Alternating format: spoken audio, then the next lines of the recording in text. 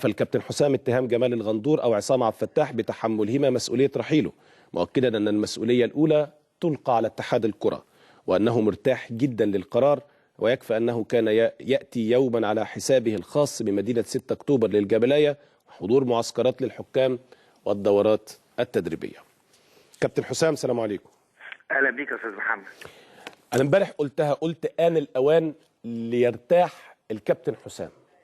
على فكره في كلام كتير قوي من اللي مكتوب ما اتقالش بهذا الشكل او ما اتقالش صراحه يعني. لان انا مش هستخسر عمري في بلدي ان انا انزل من اكتوبر للجبلايه او ان انا مش عارف ايه وماديات ايه، الكلام ده مش وارد على الاطلاق. وانا لما بعمل حاجه بعملها عن قناعه وبعملها برضا نفس، وانا مهما اعمل ليل ونهار مش هجازي هذا البلد هذا الوطن اللي انا فيه يعني قليل من كتير جدا جدا اداهولي الوطن. يعني اللي انا برده قليل قوي من اللي الوطن اداهولي. انا بحمد ربنا بقيت نجم وبقيت اسمي محمد حسام والناس بتعرفني والناس يعني الحمد لله وبقى لي كيان من هذا الوطن ومن اتحاد الكوره كمان بشكل خاص، عشان برضه حتى لا يعتقد البعض اني جاحد.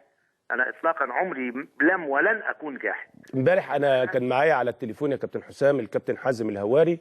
ايوه. وقلت له يا كابتن حازم، البعض بيقول وانباء بتقول ان نجحت انت وكابتن مجدي عبد الغني في الاطاحه بالكابتن محمد حسام الدين بعد طول مدته. انتوا بتحاولوا ان كابتن حسام بتحاولوا ابعاده. نفالي هذا الكلام تماما وقال لي طب ما الكابتن حسام استقال قبل كده، طب ليه ما وافقناش على الاستقاله؟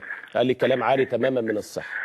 يعني انا مش عايز برضو ارد ولا اقول. على فكره كابتن مجدي عبد الغني كنت لسه بتفرج عليه في برنامج تاني في احدى القنوات العربيه في الجزيره، والراجل مشكورا بيتكلم كلام ظريف وكل الناس الموجوده في اتحاد الكره زملاء واخوه وحبايب. لكن في بعض النفوس لا تصفو، او في بعض الحاجات اللي بتبقى جوه النفوس صعب قوي انك يعني تصفيها. يعني انا مش عايز اخش لا في تفاصيل لاني مش عايز ارجع للوراء يا ابو حميد. انا سعيد جدا بالفتره اللي قضيتها حوالي 25 شهر الحمد لله، بعلاقه طيبه وعلاقه وديه وصفحه وانا قفلتها.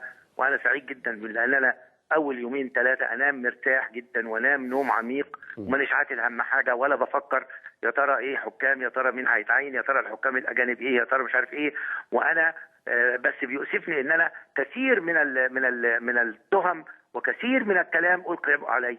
الفلوس ما جابلناش الفلوس. طب لو كنت انا امين صندوق اتحاد الكوره او انا المدير المالي، اللبس ما جابلناش. طب ما احنا بقالنا سنتين بنتحايل عليهم. انا لا يجب ان اتسول من اتحاد الكوره حاجه الحكام. ده صح. المفروض اتحاد الكوره عنده برنامج، الحكم يلعب الماتش ياخد فلوس ثاني يوم. دي مش شغلتي.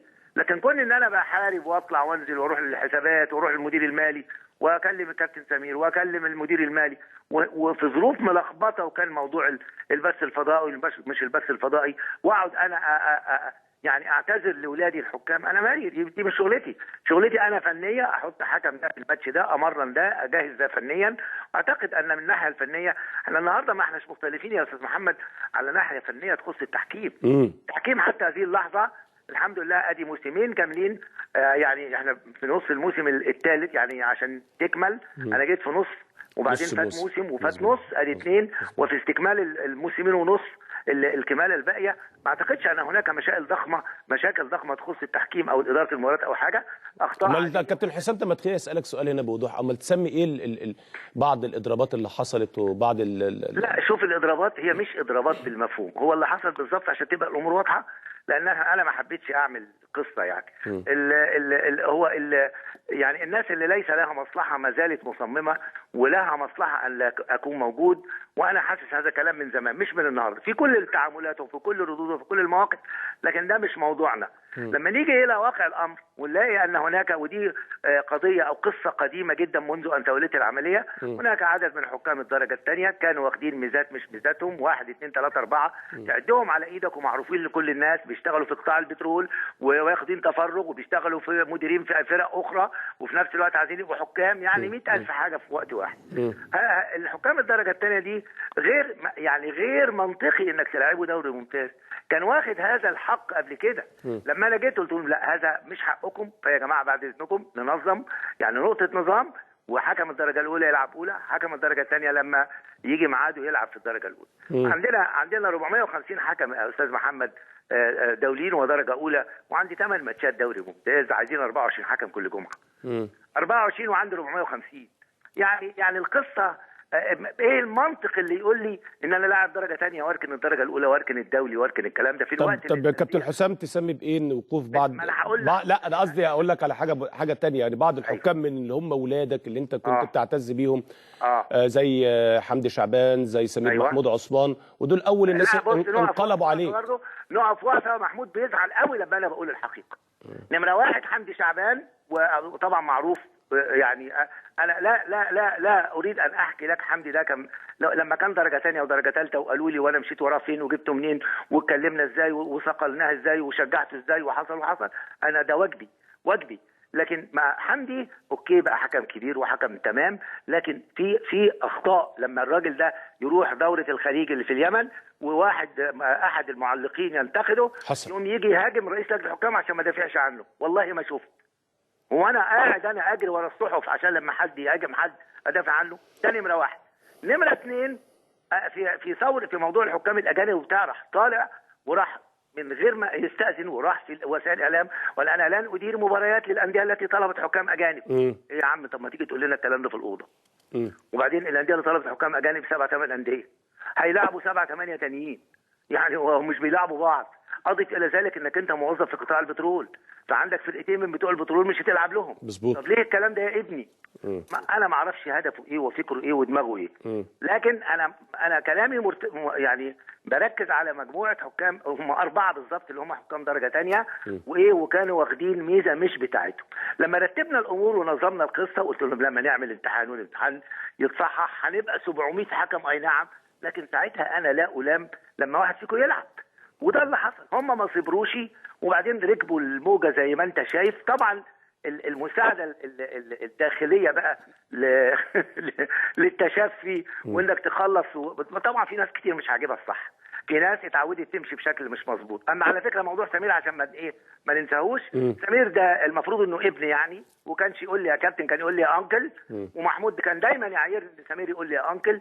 طب انا اهلا وسهلا بيك يا ابني، بس انا انكلك وابني وكل حاجه، بس زيك زي بيت الزمايل. لما اجي اقيم حكام الدوليين، هل في واحد في جمهوريه مصر العربيه يقول ان سمير عثمان في الموسم الماضي كان احسن حكم؟ لا. بس اعمل استفتاء عندك، اذا قالوا كده يبقى انا اللي غلطان. انا كنت حاطه رقم 5. وبعدين كان من نصيبه بشكل او باخر راح النخبه في الاتحاد الافريقي. لما راح النخبه سواء اتعور سواء اصيب سواء رجله مش رجله، لكن عاد الينا هو واثنين زمايله على ان لهم اعاده اختبار لياقه بدنيه ثاني في السودان او في ليبيا.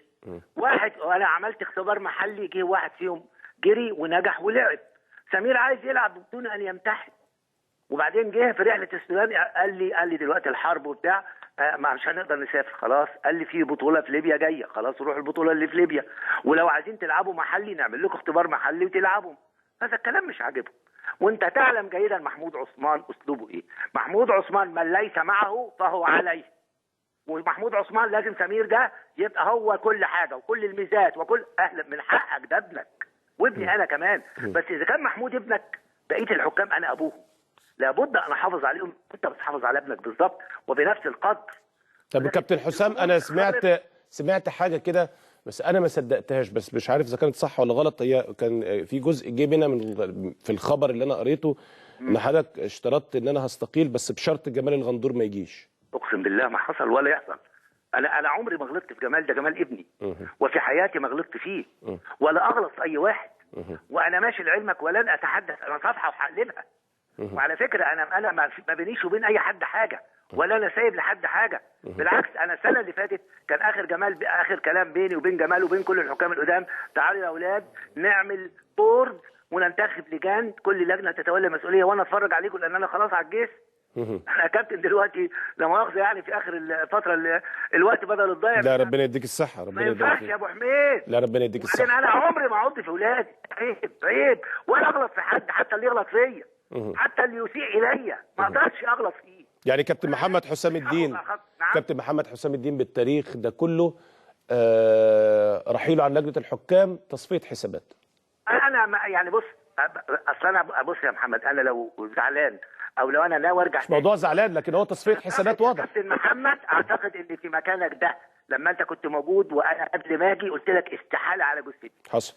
ما لم يجيني مجموعه من الناس المحترمين، جالي شوبير الله يمسيه بالخير، وجالي ايمن يونس ومجدي عبد الغني ومصطفى عبد، وكنا بنتكلم وقالوا لا اقبل المهمه، وانا ما كنتش من ضمن المجموعه يا كابتن محمد اللي هي ماسكه الاتحاد، انا كنت مجموعه اللي هو حرب الدشوري. أيوه. هم كانوا المجموعه المنافسه. تمام. وبعدين جمال كان مشي راح ابو ظبي باين حاجه كده، وجم قالوا لي لا لازم تيجي انقاذا للموقف. تمام. حاضر يا جماعه انا اجي انقاذا للموقف من عينيا، بس بشروطي. كانت شروطي 3 وكل الناس عارفينها. ما حدش يتدخل في سياستي، ما حدش يشكل لجنتي، انا ما بتقاضاش اي مقابل. يبقى اذا ان اول حاجه خالص ما حدش يتدخل في شغلي، وده كان اسباب رحيل محمد حسام. لا معلش، التدخل وانا بقول وبأعلن وبقى انا بحذر اللي هيجي بعدي، وبحذر عصام صيام، وانا كلمته هنيته وباركت له وربنا يوفقه. شوف قد ايه بقى الشياكه. طبعا امبارح انا اللي كلمته يا كابتن، ازيك يا عصام، اخبارك ايه، ربنا يوفقك واي خدمه وتحت امرك. انا عمري ما كنت غير كده يا محمد. احنا مش هنيجي على اخر عمرنا نبقى وحشين. لا يا كابتن، ده مجتمعنا، بس ارجو لهم النجاح. مظبوط. يعني ارجو ان ما ينزلقوش، لان يعني ايه، يعني الجو مش حلو. الجو مش يعني بقول هذا الكلام بثقه كامله، لان ما قيل لي قبل ان اتولى المسؤوليه كنت مش مصدقه، لما مارستها صدقته واقتنعت بيه وتاكدت منه، وان هناك اياد تلعب وتريد ان تضر بالتحكيم المصري ويهمها مصالحها الخاصه الشخصيه فقط. من جوه الاتحاد. والله من جوه طبعا الاتحاد. من جوه الاتحاد ومن المقررين. مش مصلحه، ما عندهمش مصلحه ان المنظومه التحكيم تفوق. نعم يا فندم. ما عندهمش مصلحه ان التحكيم يفوق، لا هم مبسوطين كده. لا هو بص، هو فيه يعني طبعا انا كنت حريص جدا، ويمكن الناس كتير كانت بتنادي لا مشي ده ومشي ده واعمل ده. انا كنت حريص قوي، قعدت ما مشيتش حد ابدا ل 15 شهر ولا حاجه، وتحملت اقصى الظروف القاسيه. كنت بغير الحكام الساعه 12 بالليل، كنت بتحمل وكنت سعيد وانا برد الجميل. لكن حينما نصل الى المرحله بقى، هم طبعا متربصين يا كابتن ومستنيين يا كابتن. يعني ايه 3-4 حكام درجه ثانيه عايزين يلعبوا دوري ممتاز نعملها قصه؟ ايه يعني، خلينا نتكلم بمنطق. وعندك 250 حكم درجه ثانيه، وعندك 200 تانيين هيخشوا امتحان الاسبوع الجاي ولا الشهر الجاي. يعني لازم نبقى منطق، صح. ونبقى احنا حاكمين الامور. طبعا. لكن في الاول وفي الاخر يا كابتن، انت طالما انك تسعى للخير وانت راجل واضح، قراراتك واضحه، الايام ستكشف كل ما قلت. ده صح كده. اشكرك كابتن حسام، بتمنى لك التوفيق، وباذن الله يعني زي ما قلت انا الاول انك ترتاح شويه كده وتهدي اعصابك.